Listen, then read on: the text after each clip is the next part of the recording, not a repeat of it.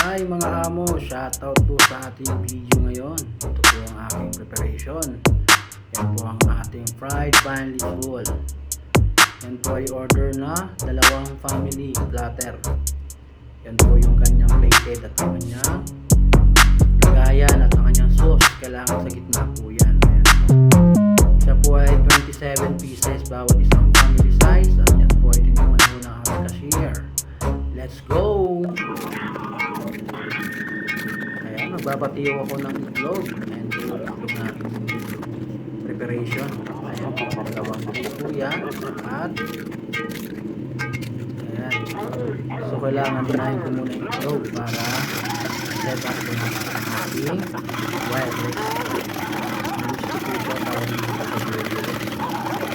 Wow! Ayan po ang ating breadcrumbs na ginagamit para sa kanyang pagkukoting. Ayan po. So, kailangan naka-prepared po yung egg and breadcrumbs and starting at saka yung lagayan niya at saka yung backup. At ito po yung aking vine leaves roll fried ang aking blue baby.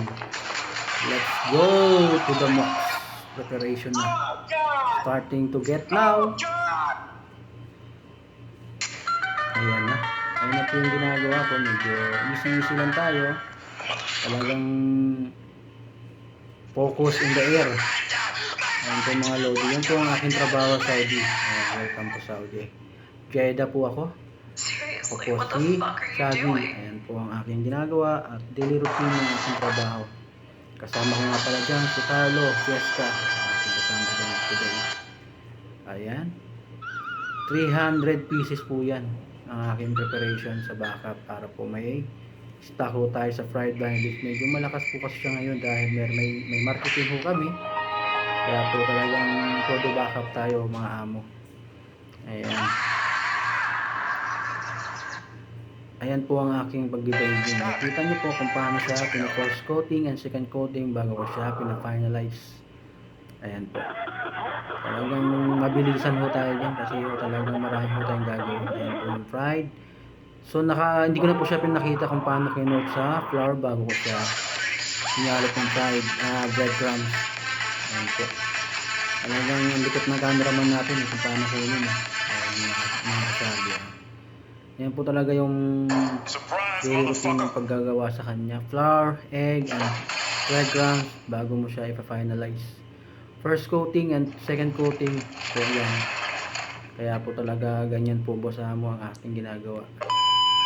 Ayan. So kailangan malinis dahil minsan pagka hindi na siya maganda, talagang bubuon ho talaga yung ginagawa natin. Ayan, nag-mix tayo ng panibago at saka yung egg. Ayan, medyo kailangan kasi 2-3 ang magagamit mo dyan sa pag-breading niya. Ayan mga amo. Talagang kailangan mabilisan. Preparation. Ayan. Pag na-set up ko na ulit, saka ako ulit magagawa. Ayan, mimix ulit yung egg. And get started ulit again tayo. Lagyan natin siya ng plastic.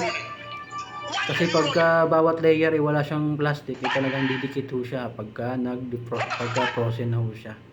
Kaya kailangan meron ho siyang plastic para by layer maano siya hindi siya didikit sa bawat isa. Madali siyang kunin. Ayan po, pagka na-frozen. Ayan, mabilisan na lang po yan mga amo kasi konti na lang po ang aking gagawin at talagang makatapos na ako. Good luck sa mga nanonood sa aking mga video at sa aking mga followers at i-like, i-share nyo na rin po ang aking mga video mga amo. At saka ingat po kayo dyan lagi at God bless sa lahat mga amo. Ayan, ito na po yung mga finalize at talagang tapos na talaga tayo. Papakita ko sa inyo ang aking fried vine leaf roll. Papakita ko sa inyo kung paano siya finish.